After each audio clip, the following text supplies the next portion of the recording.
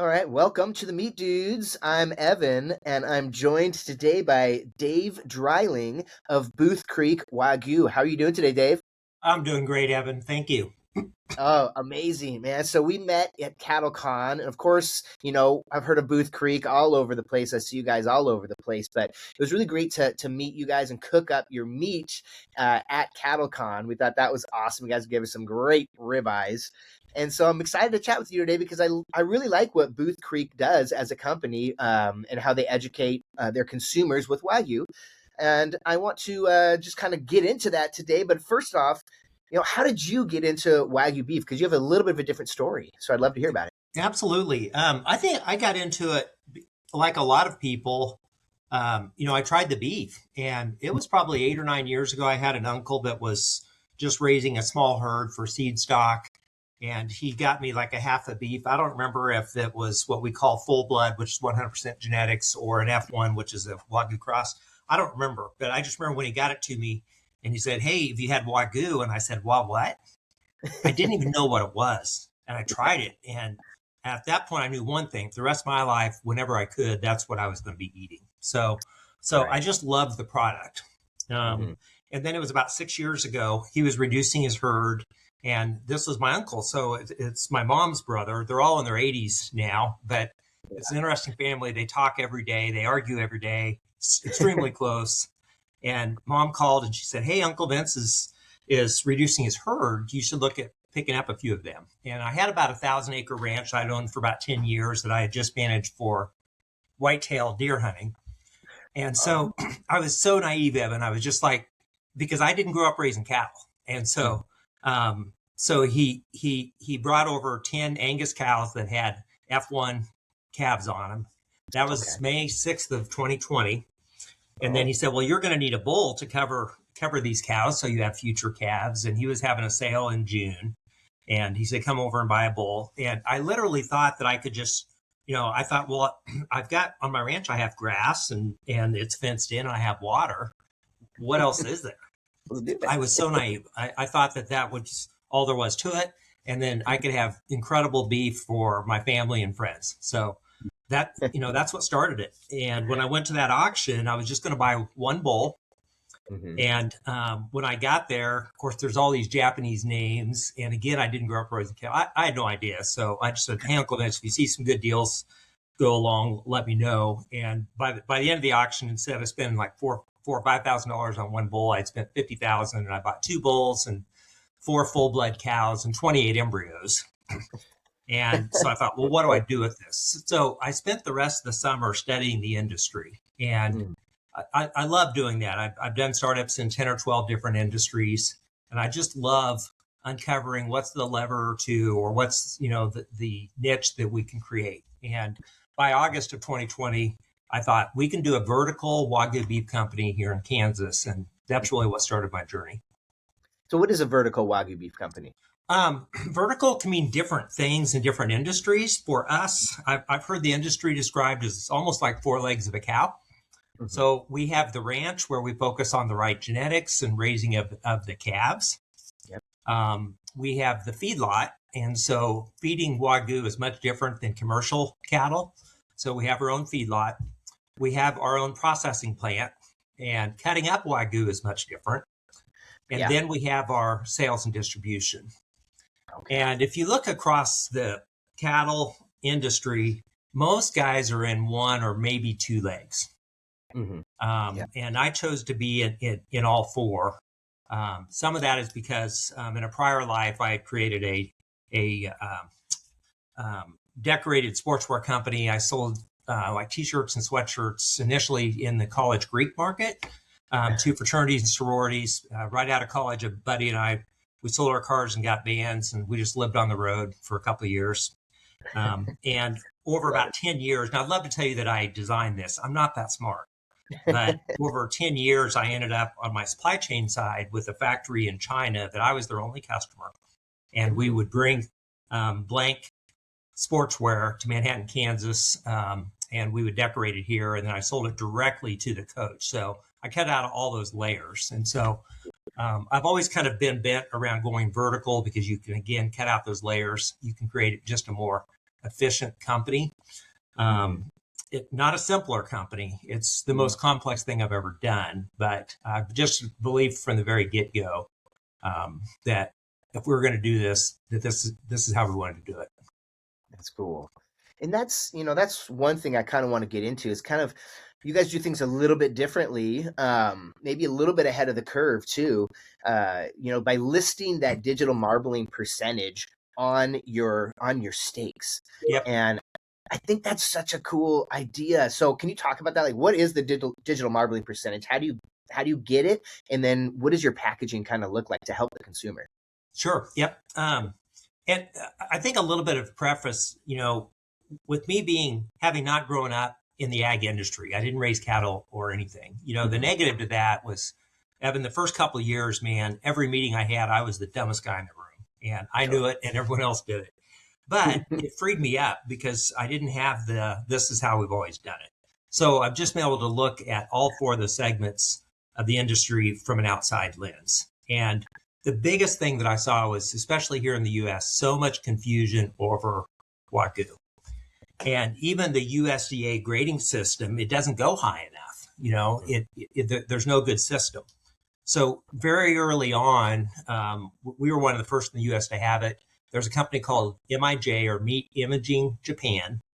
They're out of Japan, that has created this camera system that after we hang them up, get the hides off, get the carcasses chilled, we cut between the 12th and 13th rib, and we take a picture of that ribeye, and then it goes up into the cloud, and then goes over, and Japan looks at it, and they come back with what we call DMP, or digital marbling percentage.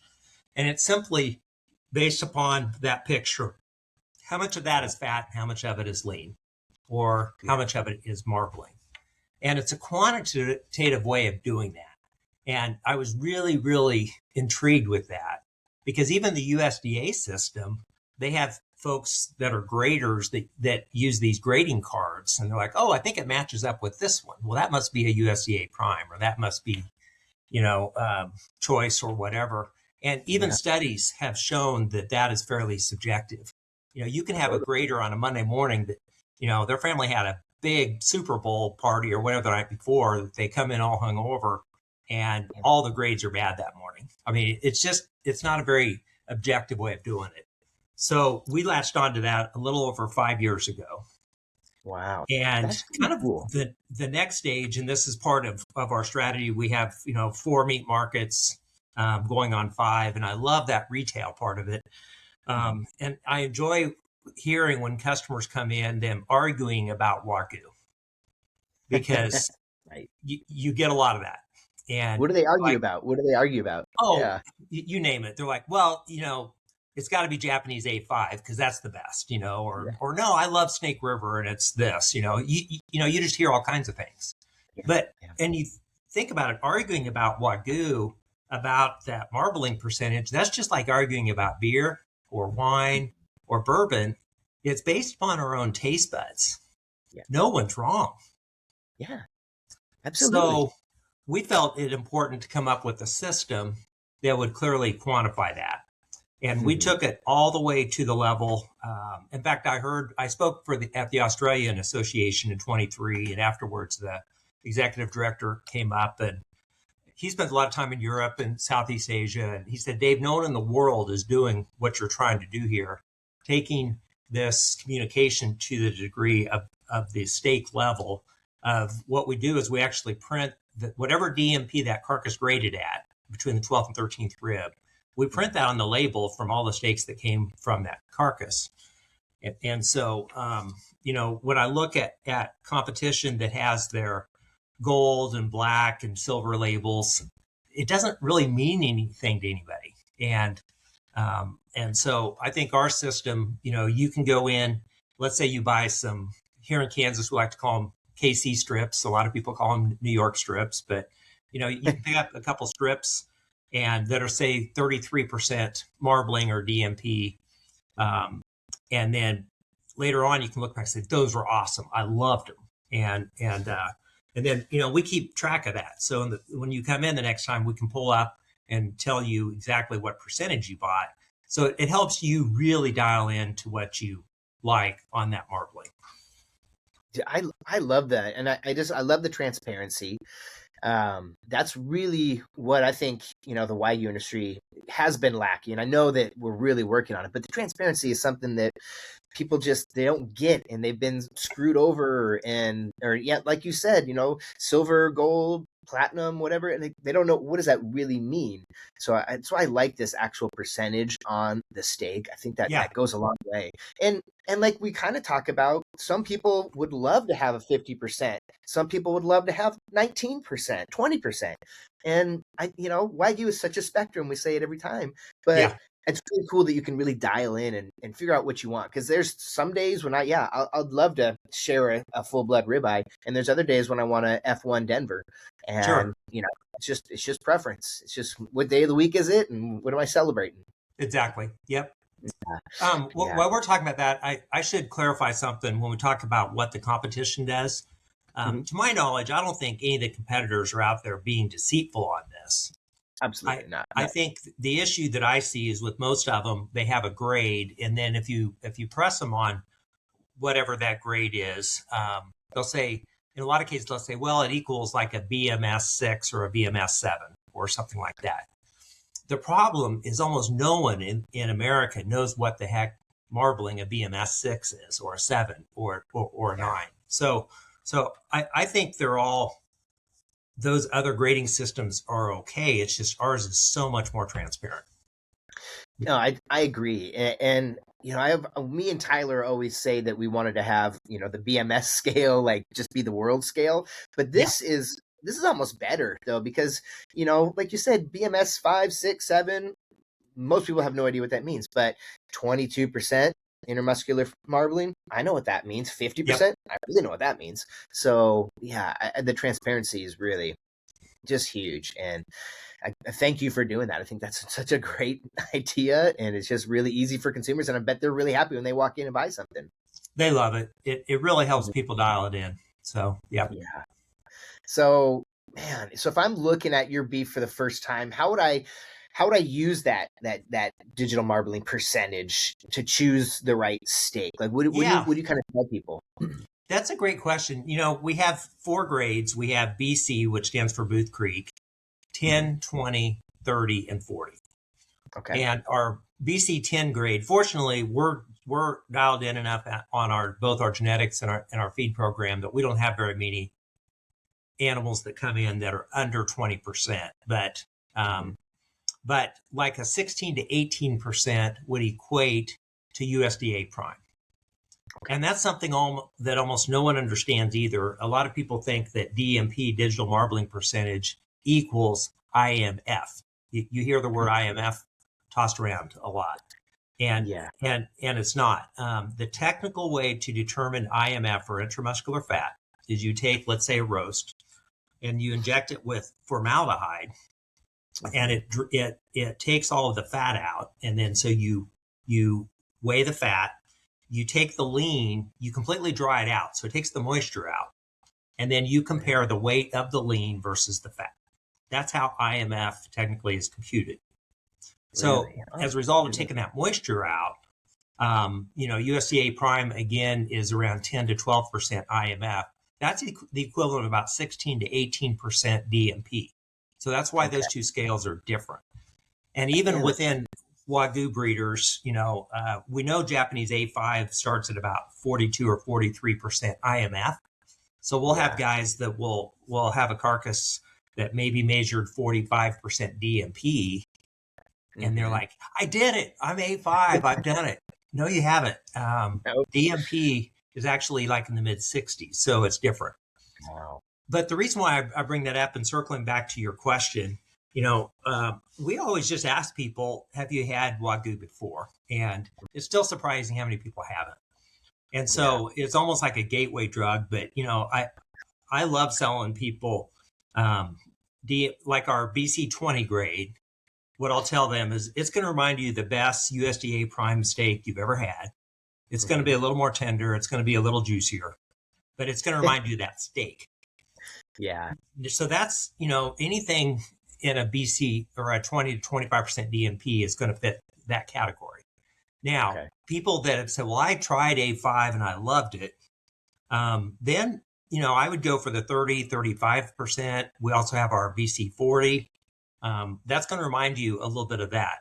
The one caution that I give people is when you get up in the 30s and 40s, don't think that you can sit down and pound it out a 16-ounce ribeye. I'm not saying you can't, but you're not going to like yourself afterwards very well. Yeah. That stuff is rich. So, there's some customers that will come in, and maybe it's date night, and they and their wife. And this is interesting too. I think COVID changed our whole industry, because before COVID, if you thought that, like even at our meat market here in Manhattan, Kansas, we're a town of 50,000 people, middle income. If you thought you could just to an average income person sell them a $90 steak, they would have said, you're crazy. Why would I spend $90 on something that I still have to go cook myself? But COVID changed that. And we get a lot of people that will come in and spend $90 on a BC 30 ribeye. They're going to share it with their spouse. And then instead of going out and eating dinner and a movie, they're just going to pull up Netflix. And so it just changed all that.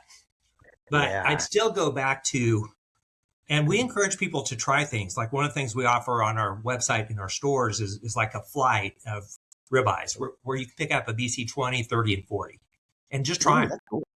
That's awesome. Because again, everything is different. My wife doesn't like the heavy marbling, although last night we had a 35% strip and she thought it was amazing. But she's a filet person. She just doesn't like, that much marbling. So again, everybody's different. It's true. I was kind of going to ask you what the sweet spot was or what you kind of sell the most of, but is it just really vary to everyone's preference? Looking at our sales, and we're really into our analytics, and we track that sales data very closely.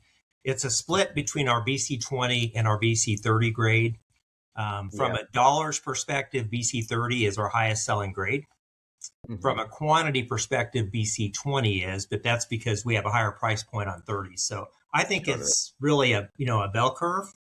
Yeah. I do think long term, and in business, the old adage of you don't skate to where the puck is, you try to skate to where it's going. Yeah. I think we're seeing a continued increase in marbling percentage for people's preference. And I think if you go back to the generation before when they weren't even really feeding cattle, like back in the 90s, only 2% of beef produced was USDA prime. That's crazy. Now it's 11%, and so I think America's relationship with marbling over the long haul just continually goes up and up and up.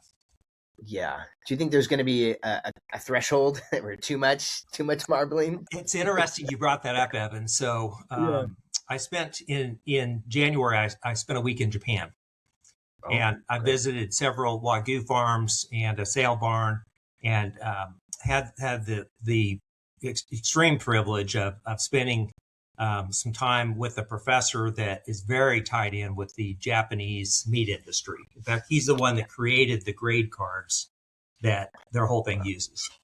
Really? And what they've done is after those genetics in the 90s came over to the U.S., they didn't stop advancing. And they were chasing two things. They were chasing marbling, and they wanted to get their carcass sizes up.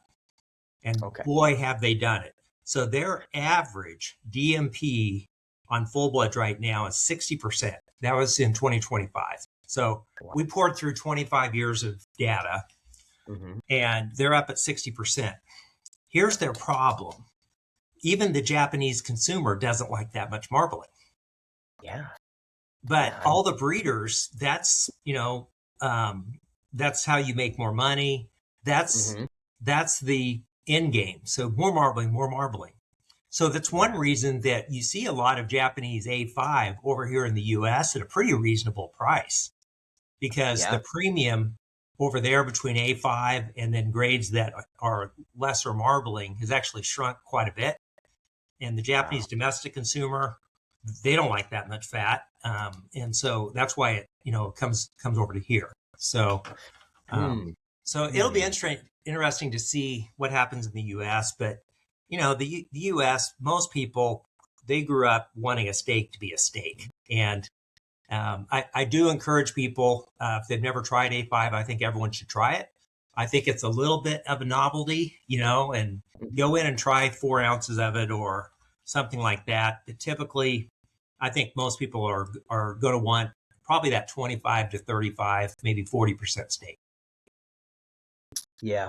No, I agree. And is there, since you were in Japan, that's really interesting. Do they have a lot of F1 cross over there? Are people really into the F1 cross at all? Yeah, they do, but it's almost all a cross with dairy, with like F1 Wagyu and Holstein.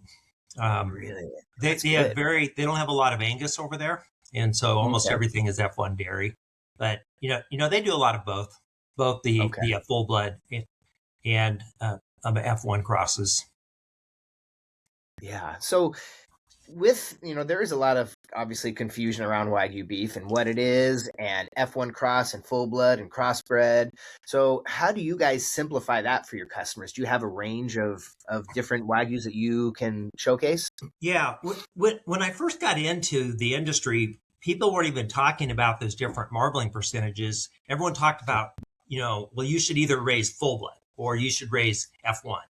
And I spent 6 months trying to think through which way I should go.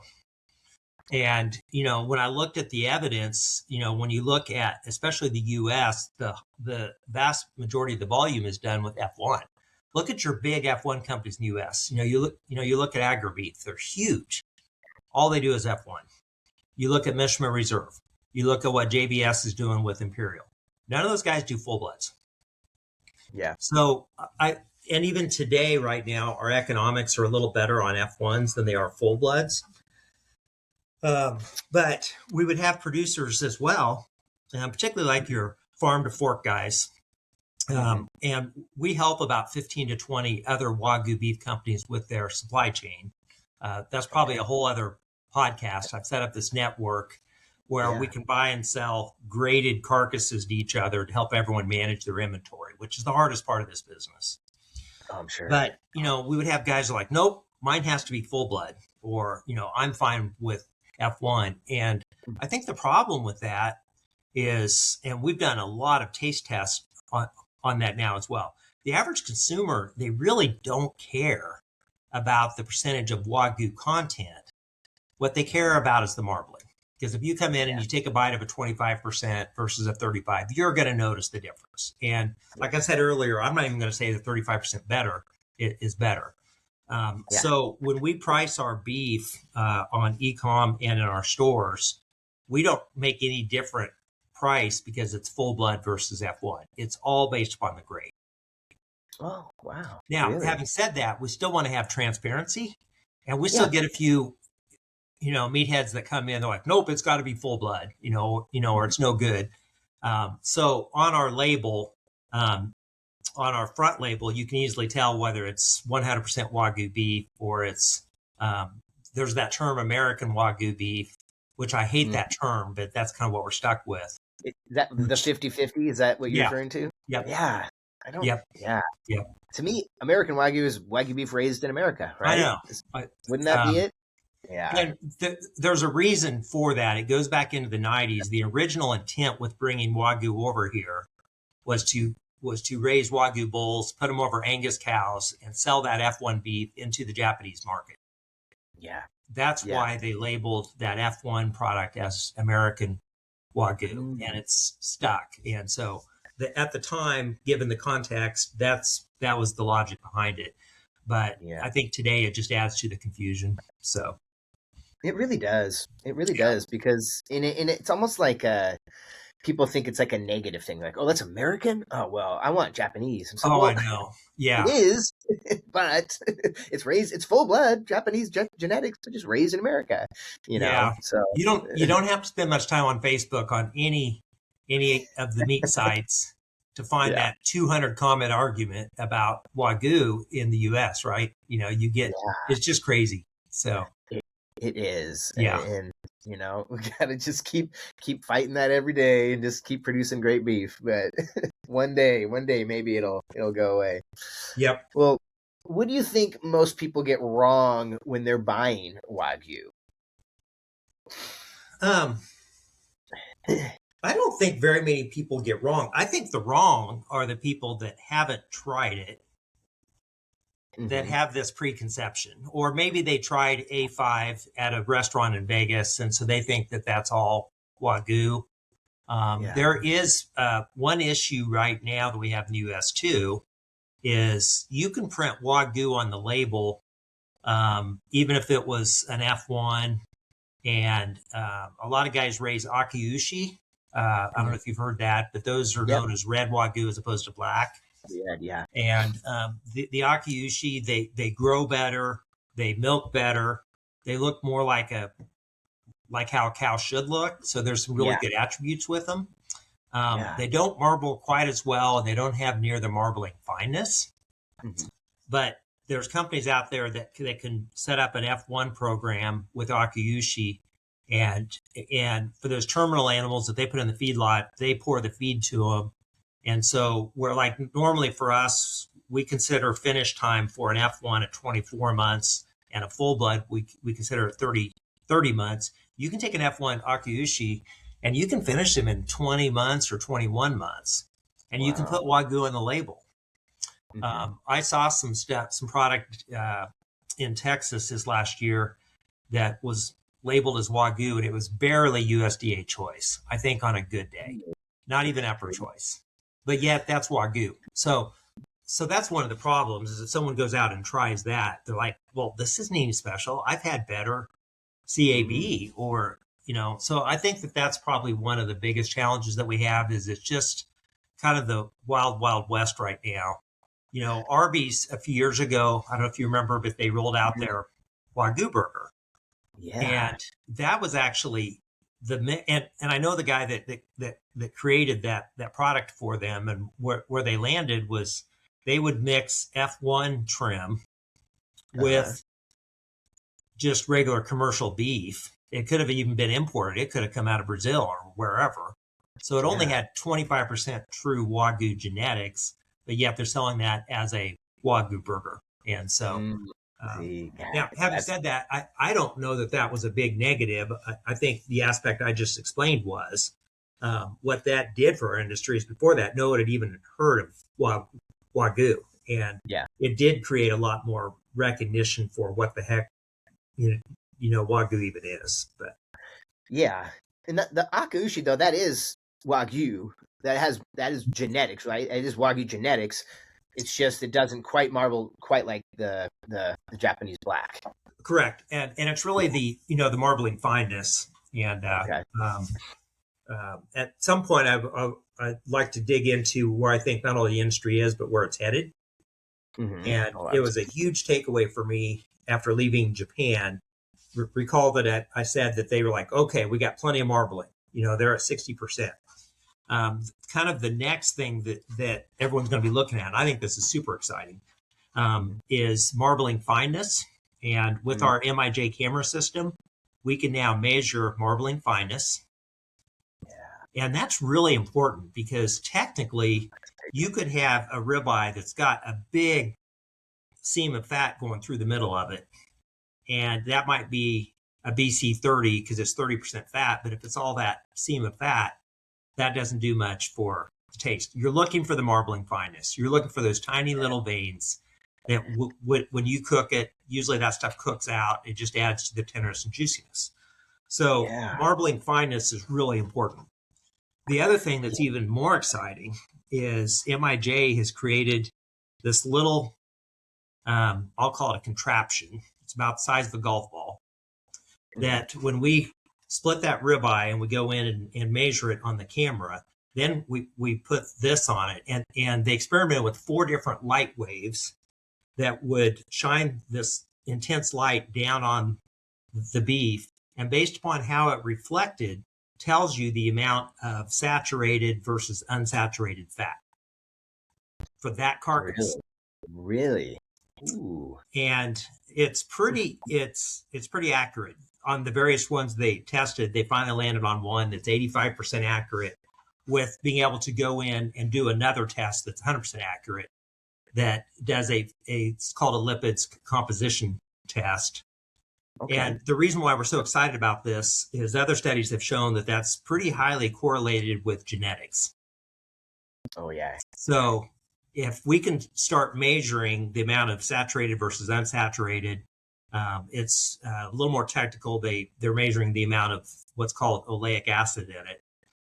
Then we'll start using those breeding decisions. And the cool thing is not only it's healthier, that's the stuff that tastes better anyway. It's got the Yeah. lower melting temperature, and that's the stuff that just melts in our mouth. It happens to be the healthiest. That's a big deal. It is. Yeah, I like asking. I talk to so many ranchers out there, and I always like to ask them where they kind of land on the health benefits conversation, because people are kind of all over the place where it's like, yes, it is healthier, but in moderation, and it melts quicker and things like that. But where do you kind of land on this whole health benefits conversation? I think that there's a lot of scientific work that's been done on it, but it's kind of scattered out there. Yeah, agreed. That's one of the things, and I've mentioned this to both the American Wagyu Association and the Australian. I think the Aussies are probably going to do something quicker than the Americans on it, but hopefully I'm wrong. I think one of the organizations, if I was in charge of one of the organizations, what I would do is I would gather up all that research, and some of it came out of A&M. There's a university, I think, in Taiwan or Korea that's done a lot. But examine all the research that's been done. Look for holes. And then let's fund something in a pretty big way with double-blind sample. I'm not a statistician, but let's make this pretty bulletproof evidence. Yeah. And either prove once and for all that it is healthier or it's not. And the reason why I say that is currently almost everyone that raises Wagyu says it's healthier, and they're probably right. But if we prove beyond a shadow of a doubt that it's healthier, we don't even have to say it. That would literally make the nighttime news, because we have this list of things that we're supposed to eat, and we have the list of stuff that we like to eat, and this is both. That is a huge deal, which means it commands a premium. So if it's true, which I think it is, but I don't know. Yeah. But if it is true, we don't even have to be the one saying it. Everyone would know it. If it's not true, then I'm not going to spend the rest of my life and all of my team's life, repeating a lie that hasn't been proven beyond the shadow of a doubt. So now the listeners that you get, who knows, I may get a lot of pushback on that, but at least that's how I see it. Yeah, no, that's fair. That's fair. I mean, there has been a lot of research. And yeah, I mean, I think we can we all kind of understand it and have seen that research and know that it's probably right. But yeah, it would be nice to, like you said, be able to just prove it between shadow of a doubt, just like, no, this is it, because there's like little studies here and little studies there, like all over the place. Yeah, let's put them together and let's do it. That would be, you're right. I think it's a big enough deal that in the next couple of years, if one of the organizations doesn't pick up on it, that I'll probably place a few calls and find a few other bigger players in the industry. And even if we need to fund it ourselves, it needs to be done. Yeah. So it's that important. Yeah. Just kind of put an end to it forever, because you're right. It would be huge. I can finally tell my mom, she'll finally believe me. Just an anecdotal story, so I'm 59. And so in your 50s, you're supposed to go do an annual physical, right? And you do blood work. And so about 5-6 years ago, my doc was saying, Dave, your cholesterol's getting up there borderline, I don't want you to get diabetes. You really got to start watching your diet, exercise, all that stuff that we all tell us, right? And I didn't really want to do that, but right then is when I got into Wagyu. And I mean, we eat Wagyu probably 4 or 5 nights a week, because we're always testing something, some new cut, something this, and then it started 2 years ago. Each year I'd go in, my cholesterol level was going down. And, the doctor's like, Dave, what are you doing? I'm like, I'm eating a lot of Wagyu. And he's just laughing. But that's very anecdotal. That's one person, but I haven't changed anything else, and it's dropped now 25%. So, but again, we need a bunch of big blind studies to do all this. So, but you're I'm right. healthy, so so I'm happy. That's good. And I hear that from a lot of ranchers too. I mean, every rancher I talk to is like, like I feel better. I'm eating a lot of it. My doctor says I'm looking better. Everything's coming back better. But those are kind of just those one-off stories, but they're all over the place in the industry. So it's like somebody take that and just let's do this.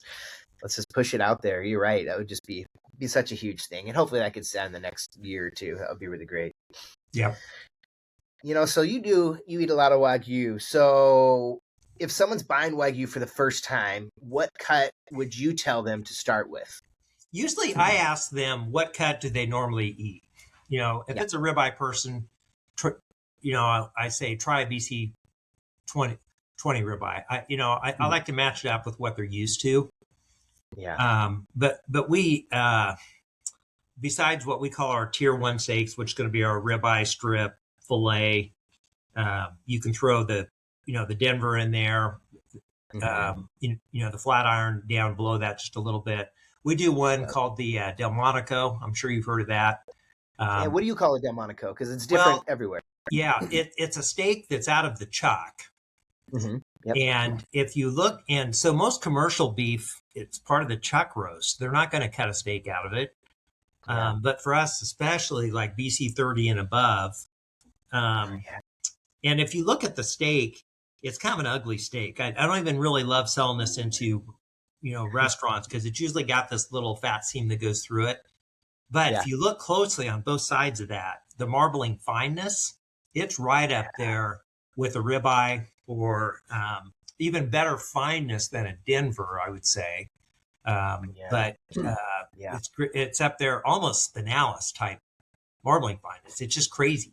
So the eating quality is amazing, and I think we sell them for like half the price of a ribeye or a strip. So for someone that's being budget conscious, that Delmonico is one. Another one is the Terrace Major. Oh yeah. So that's just this little hidden gem very few people have heard of.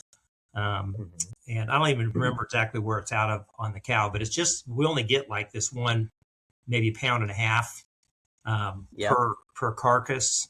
Now it's not going to marble up like your Denver or strip, but it would closely resemble more like a fillet. It's probably 90% of the tenderness of a fillet, and maybe 10 or 15% better marbling than a fillet. But those would be a couple of my just ones that most people don't know about. Yeah. That Delmonico for us, you're right, has that kind of that thick fat throughout, through the middle. But when we say a Delmonico is basically, if you take the chuck roll, it's almost like the first two steaks off of the chuck roll that really touches up to the ribeye, right? So it's almost touching the ribeye. It's the start of the ribeye throughout the cow. Yep. So and we love that. You're right. I know we'll have some of those F1 cross, Delmonicos in our case, and they're like $13, and people are like, "Wow, what? Wagyu?" And I'm like, "Yeah, it's just a nice F1 cross Delmonico," and just like sell the heck out of them, man. And that's because I think the price point for people, when they first think Wagyu is like, oh, it's expensive. I've never seen it before. Like they'll come to our butcher case and we'll have prime and we'll have Wagyu, and I'm like, well, look at this Delmonico, and they're like, oh, I can't do Wagyu, I can't afford it. And I'm like, it's $13. It's cheaper than anything else you're looking at. So it's great to utilize the entire cow. That's a big thing. So so let's say they buy a Delmonico or they buy a Terrace Major or a Denver, and they bought it for the first time. What's the biggest mistake people make, you think, when they cook Wagyu at home? I think the biggest mistake is the fear they have before they ever try one, because we hear that all the time. Everyone's just like, oh my goodness, it's my first $80 steak. What if I mess it up? So typically my advice is, however you normally cook your steak, just cook it the same way. The difference is Wagyu is going to be more forgiving, particularly if you overcook it. Yeah. And we had a firsthand event. He was, Manhattan, Kansas, where Kansas State University is. And he's not the basketball coach now, but the basketball coach about 3 years ago, he had this high profile recruit that he was bringing in, and he wanted to impress them. And so he called us and asked if we would cook about 30 or 40 strips at one of the coach's house. And, I'm not a chef, and my son Tyler was helping me, neither one of us are chef, but we can cook steaks. And so we sous vide them. Yeah. And then we just finished them, like on a Blackstone off the deck or something. But as we were coming in, one of the coach's wives came up. She says, "Hey, we want everything medium well and well." So we're like, "Come on, you got to be kidding me." We're just, oh no. And so cook everything to be medium well and well. And they needed to be done. Initially, it was 7:00, and they're like, "It'll be 7:20." So luckily, there was a few that I was in charge of. I just couldn't do it. I couldn't take them to medium well or well, so I cooked a few of them medium. Oh. But 7:20 came, and the steaks are there, and they're like, "Yeah, they're still over at the Coliseum." So we just put them in one of those big warmer things, and they sat for an hour. So these are well done strips that sit trying to hold temperature for an hour. And then it gets even worse because they show up and they put out the tableware, and I'm seeing all these cheap plastic forks and knives that are going to try to get through this overcooked steak that's been sitting there for an hour. I'm just picturing, snap, snap, snap from all these things breaking. Yeah. And so I did, actually, it was the kid's dad. I was help serving, and I gave him the one that was medium. And then after dinner, I stopped over there and said, "That's the best steak I've ever had in my life." And, they just went amazing. They didn't dry out. And so what I tell people is that's one of the attributes of Wagyu because of all that marbling in there. If you overcook them, you're still okay. If I were going to make any changes from commercial beef to Wagyu, I was normally a medium rare guy. I don't mind even a medium in Wagyu at all. And, I think to get that fat, even though it melts at a lower temperature, if you were a normal rare guy, I think it brings out more of the positive attributes of Wagyu. If you were, let's say, normally rare, I would take it to maybe medium rare. I would put a little more heat on it. So, but make sure that you use a thermometer because they can also cook different because of being so much more fat. Sometimes you wouldn't need to cook them as long. So, no, totally. We tell people to take it a little bit more than they usually do. You do? Yeah. Just I like my steaks rare. Try this medium rare. Yeah, I mean, unless they're super skilled and can get just like that perfect sear and keep it rare, it's kind of hard to do, but yeah, if you like it rare, we kind of tell them, hey, go medium rare. If you like it medium rare to medium, right about that 125, 130 internal temp is kind of what we tell people as well. But that's great. I haven't heard many other people say that, but I'm really glad to hear you also preach that because that's, it's really just more my personal philosophy. I think if you come into our stores today, I don't know that everyone would say that, but that's where I'm at on it.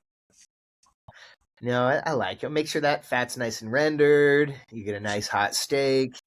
The biggest thing, obviously is the crust though. We have a great sear, start that puppy nice and hot and then turn it down.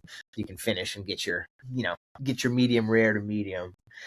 But man, I love it. I love it, right? I usually do most of my steaks to about 125 and then I kind of let it carry.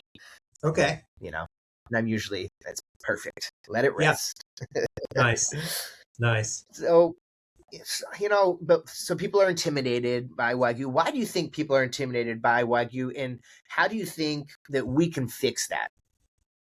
Well, I think there's a couple reasons. One of them, as I mentioned, the price point. If you're going to go spend, more money on something, you're naturally going to be nervous about messing it up.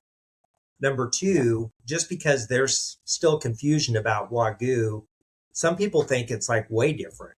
And so they may think that their normal steak cooking rules may not always apply to it. So, Mhm.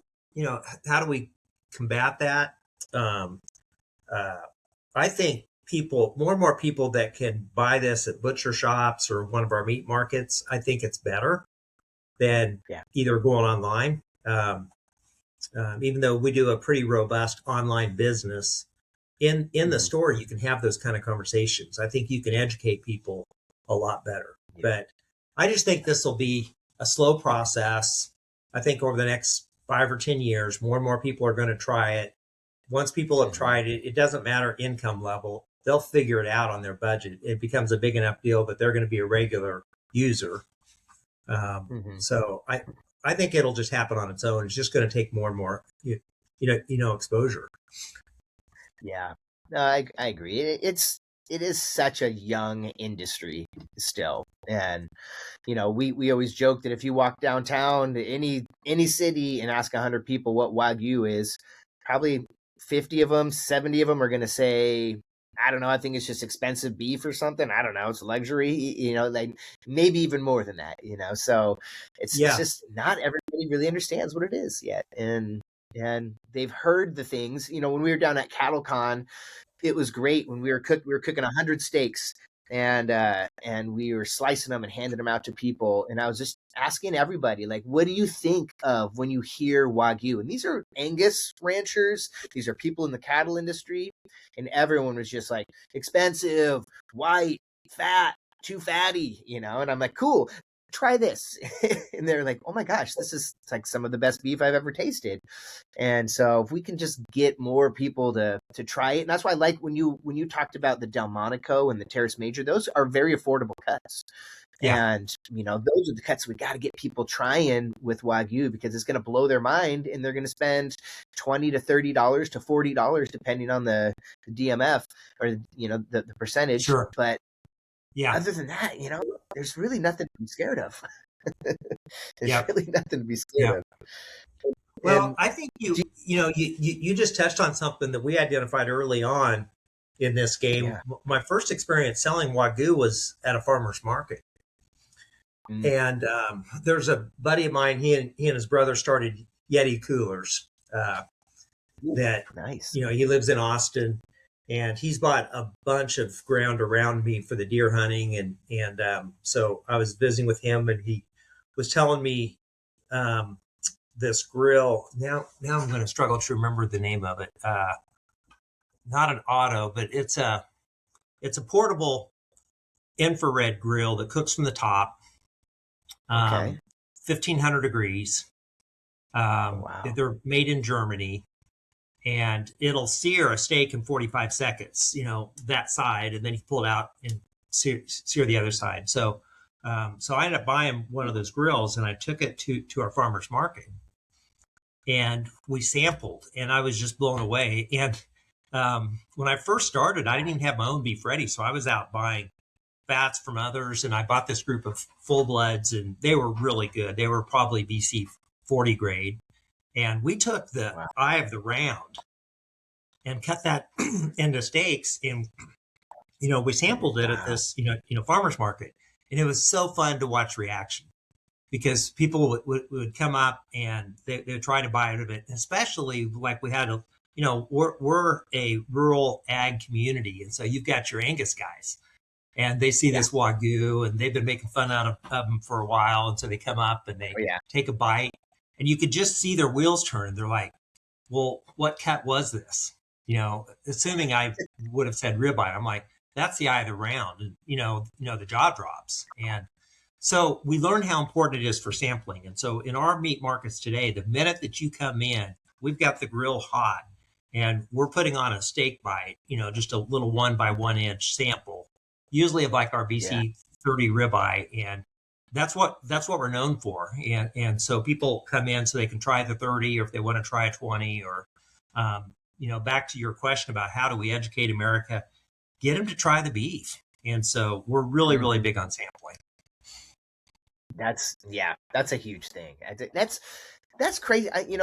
Speaking of the eye round, I'm always asking people, because of the Wagyu cow and how many more stakeable items there are in the cow, what else have you tried? Because if you cut those eye of round into steaks and actually served them up, and people were like, "Wow, this is tender," what else can you utilize that maybe doesn't get utilized in conventional beef that maybe just goes to ground a ton of times? Yeah, I was on a quest for that. I met a guy, Mm-hmm. Ken Camacho, I think is his last name, that he's a fourth generation butcher out of Japan.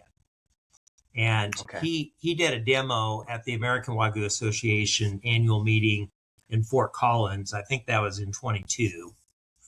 Okay. And so he took a quarter or a half and he's cutting it up. And at the end, he asked for questions. And one of the questions I asked him was, I said, out of a typical carcass in Japan, how much of that ends up being trim that you have to grind?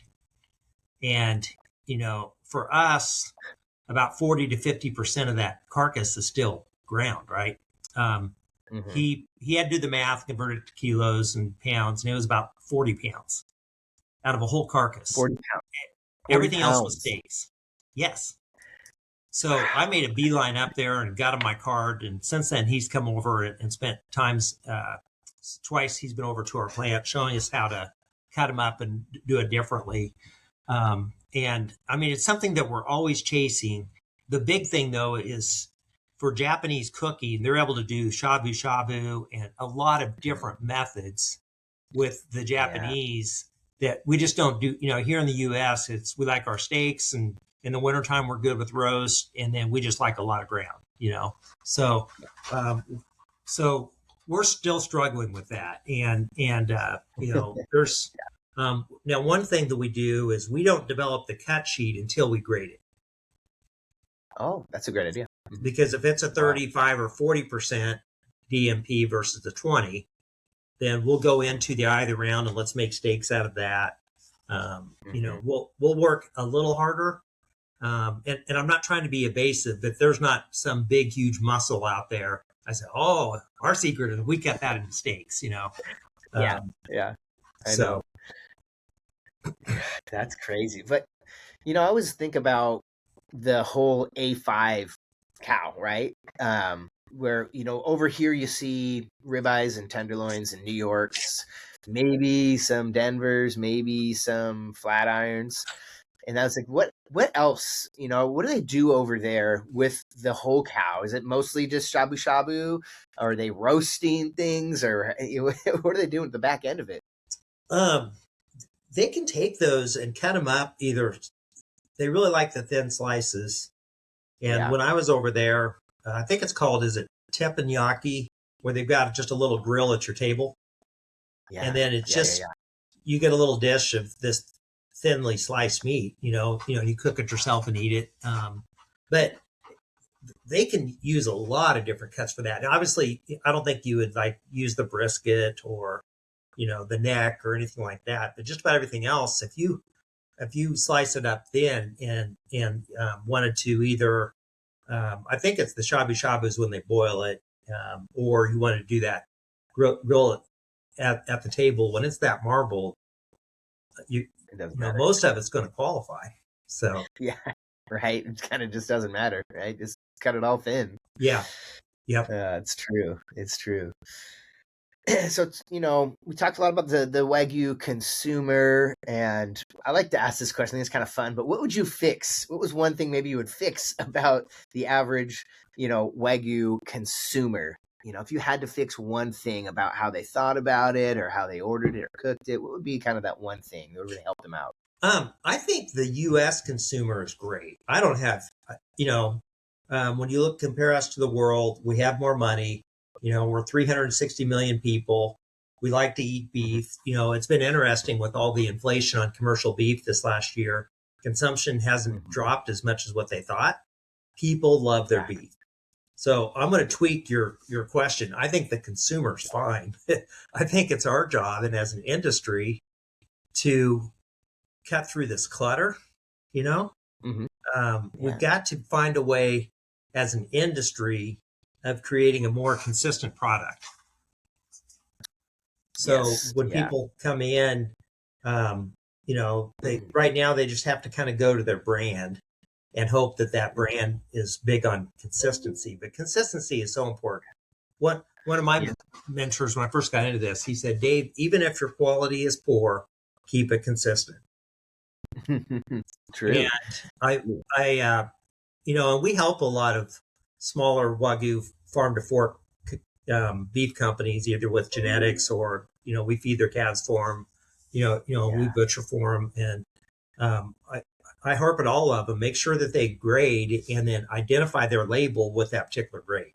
And because, farm to fork is great. And we love the story. Everyone loves, I know where my beef comes and I'm supporting my local guy. That's all great. But the reality is that first beef that you get from them, if it's exceptionally good or exceptionally poor, you got a problem. Yeah. Right. Because the next time they get it, what's it going to be? Yeah. So I think that's, the biggest problem. I've talked to some of the higher ups in USDA, and they kind of recognize it as a problem. I think they are getting ready to roll out a new variation of Prime. It'll be, Prime Plus, and that'll take it up to about 21 or 22% DMP, which will help on the F1 market. But our average this last 12 months on F1s was 27% DMP, and on full bloods we're at 35. And so again, there's no central grading system out there. Picture what commercial beef would be like without the USDA grading. Would we try to train every consumer that there's no grade on it? So you're in the grocery store and you're looking at it, trying to decide what it's worth. Everyone has to lean on that. And even though it's got its flaws, it's a pretty good system.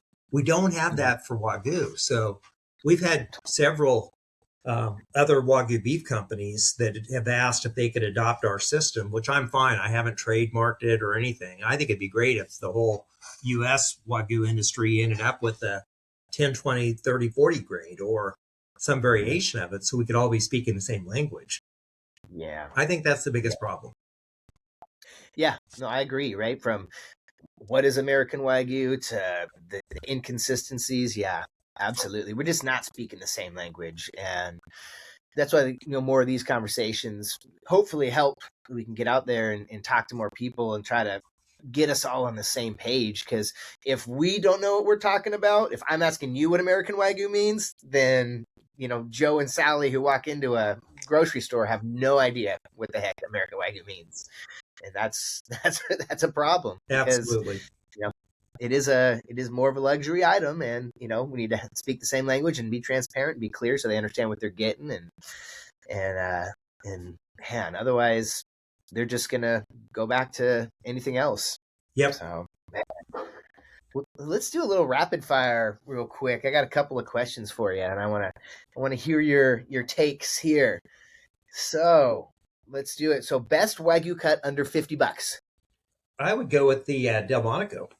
Like our BC 40 Delmonico would be one of the best steaks you've ever eaten. And I don't know, I think we sell it for $35 or $40. Yeah. Jeez, really.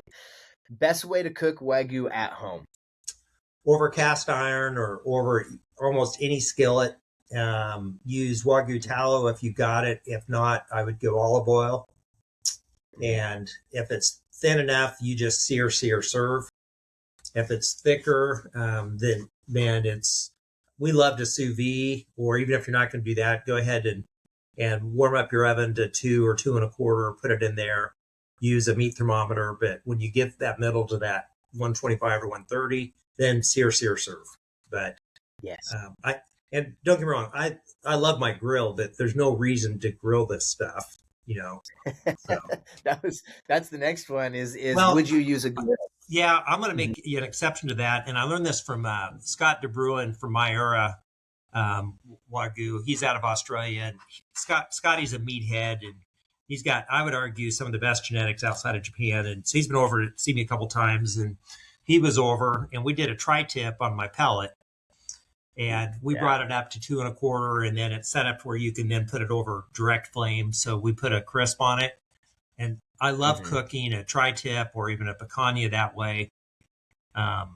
Yeah. You know, you can impart a little bit of smoke on it at the very beginning. That's probably my favorite roast would be a tri-tip, and that's my favorite way Oh, of cooking yeah. it. Yeah, I actually love to grill Wagyu. We tell people not to because you really got to just watch it. You can't just throw it on and start watching the baseball game or anything like that. But I love it because I kind of have like a 2-tier system where I start it right over the coals and then I bring it up and then I just kind of let it go. And then once like those flames kind of back down a little bit, I put it back down. So it's like an art. I'm just like, I just got to work it, never take my eyes off of it. But I just love that grill flavor Oh and that yeah. little extra smokiness. And, so I do like that, but it's hard. Like for a first timer, I would say no, cast iron, tallow, cook it to 125, get a great crust. And other than that, man, Yeah. don't do anything crazy. Don't do Now, anything crazy. have you ever taken like an outside skirt or a flank and then cooked them on your pellet grill and then used them for tacos? Oh, sure. Yeah. Absolutely. Skirt all the time. I love skirts. We love doing skirt that, tacos. and I love that smoky flavor, and that's one of our of our favorite ways too. So Yeah, skirt is one of my favorite cuts for sure. It's getting up there. Maybe do my you, top do you see three. a big difference between the inside and it's kind of funny because now I'm interviewing you, but between the inside and the Right? outside skirt? Yeah, we do. I always forget which ones. I think the inside's bigger. Yes. We see, yeah. So I kind of prefer grilling the outside. Yeah. You know, and so I think it's easier to grill, a little bit easier to clean if it's not going to be cleaned. Yeah. But yeah, I think it kind of works a little bit better. I like that. I'll do either one because I think they're both great. But if I had a choice, I might go outside just for grilling purposes. But yeah, there's usually a difference. I think the outside might be a little bit easier to grill. Yeah. Oh yeah, So it's so thin that if you get even half a crust on each side, it's ready to go. It's ready to rock. Yeah. Yeah. Yep. So yeah, the shape of the inside is kind of usually generally bigger and crazier. So I like the outside skirt if I'm going to grill one. Yep. Absolutely. Did you do salt only or you seasoning? We'll do both, but we're big fans of just salt. I mean, I know. Yeah. Yeah. I mean, Right. we've got the opportunity in our meat markets of selling all kinds. There's hundreds and hundreds of different rubs and spices and everything. But I used to have fun, at the farmer's market. I shared with you that I was sampling, right? Mm-hmm. And so they would take a bite and invariably they would say, now, what ingredients, they would ask me how I flavored it. And I had so much fun, and I joke around a lot anyway. My family, they think I'm not near as funny as I think I am, but and right. so I tell them, I said, well, it's I'm a proprietary. Yeah. Right. So then they, they kind of back off. I'm like, oh, okay, I understand. And I'll say, but there's only 2 ingredients, and I can tell you those ingredients, and it's salt and pepper. So, but my own, exactly. My own mixture. That always gets a chuckle out of them. So. I know when we cooked all those steaks at CattleCon, it was salt only. It's salt only, and people were just blown away. They're like, "What do you mean this is just salt?" I'm like, "I know. It's just the flavor, just really enhancing the meat flavor." They're like, "There's no seasoning on this? Like, are you kidding me?" We're like, "Yeah, it's just salt." That's interesting because we do salt and pepper, but you guys have been at this for a while. I consider you to be the experts. You think just straight salt's even better, huh? It does depend on the cut. We'll say that. Like those were big ribeyes that we were doing. Yeah, perfect for just salts, man. I think that's perfect. Uh-huh. At home, sometimes for my daughter, I'll do salt, maybe a little bit of pepper. But yeah, mostly we've been kind of going big on just salt lately. Really, when you get a good product, I mean, the salt just really brings out that flavor. What do you think of that? I call it the flake salt, but it's the salt that. Do you think there's much of a difference? Yeah. So we'll usually salt it with Diamond Kosher on both sides, like pretty generously, and then sear it with the tallow. And then what I like to do is after we let it rest, we'll slice it and then kind of fan it out and then finish with that flaky mulled end salt. And just so I make sure like the middle of it gets nice and salted. Cause sometimes you got like a big thick ribeye, and so you want to make sure that the middle portion is salted as well, not just the rest. Sure. So fan it out and then finish with a little bit of the flaky salt. Yeah. I think that's the best way to do it. Yeah, that's cool. Yep. Oh, we love that. We love that. Here's one question. What's one thing to look for when buying Wagyu online? I think the reviews are important. Studies have shown that, especially the younger generation that comes up, they don't really believe in advertising. They just get bombarded, but they'll believe in referrals and stuff. So, I think that's probably the biggest thing. One of the things that our industry is struggling with is, 10 years ago, everyone paid for shipping. Well, Amazon has trained us all that, like, why would I pay for shipping? And people don't understand the complexity and cost that goes into shipping meat.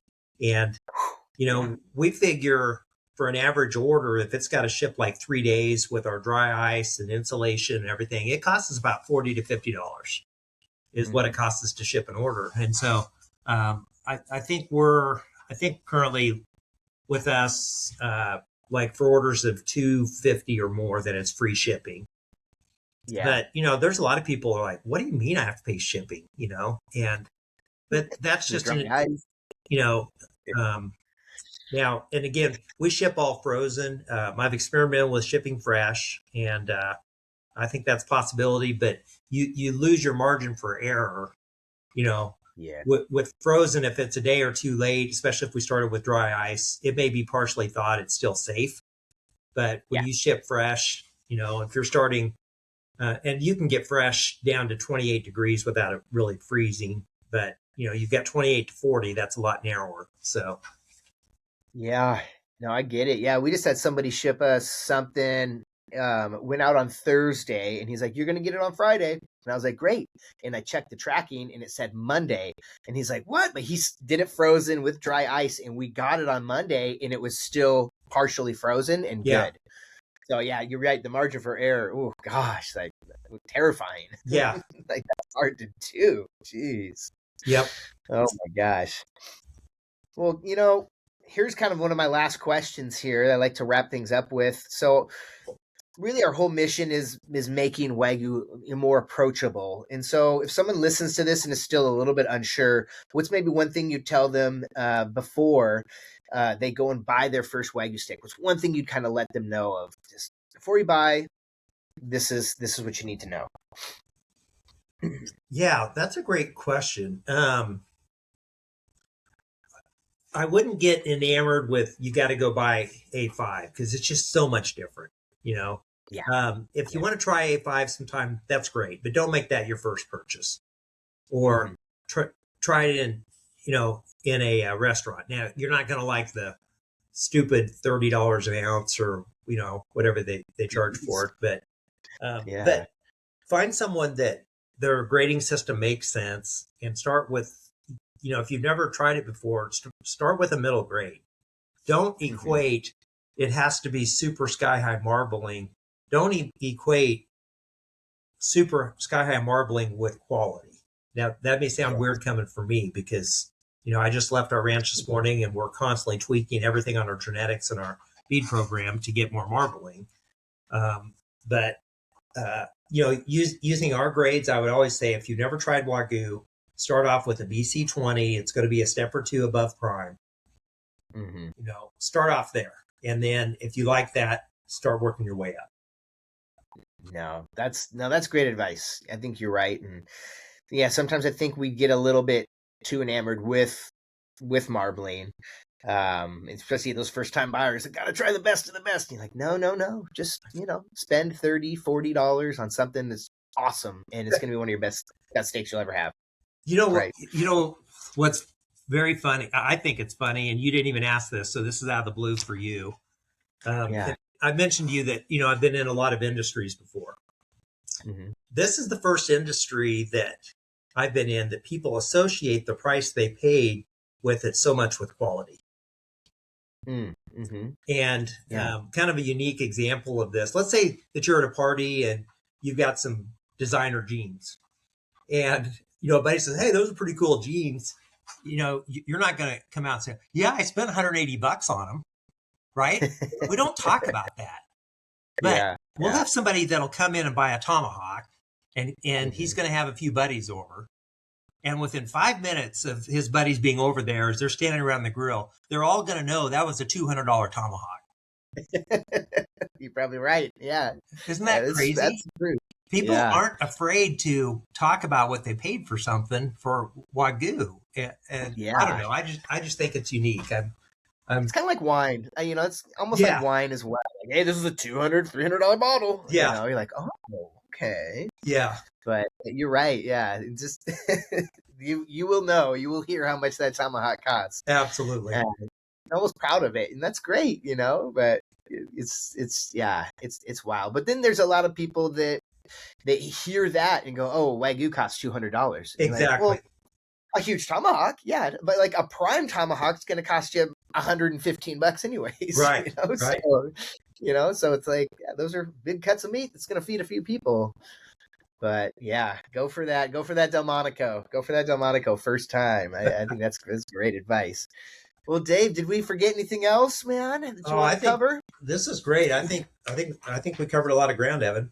So yeah, no, we did a great job. I really appreciate your time, man. And like I said, I really like what Booth Creek does and how their packaging is. And you guys also have like a QR code that goes and talks about where the meat's from, and that's so important to me, is just knowing where your meat comes from, like we've talked about. That's always kind of been our motto. And you guys do a really good job of that, and that's really helpful transparency wise for the Wagyu industry. So thank you for doing that, man. It's a good product. You know where it comes from, and you know exactly what you're getting, and that's great for the consumer. Well, at some point we're going to need to get our product in your store.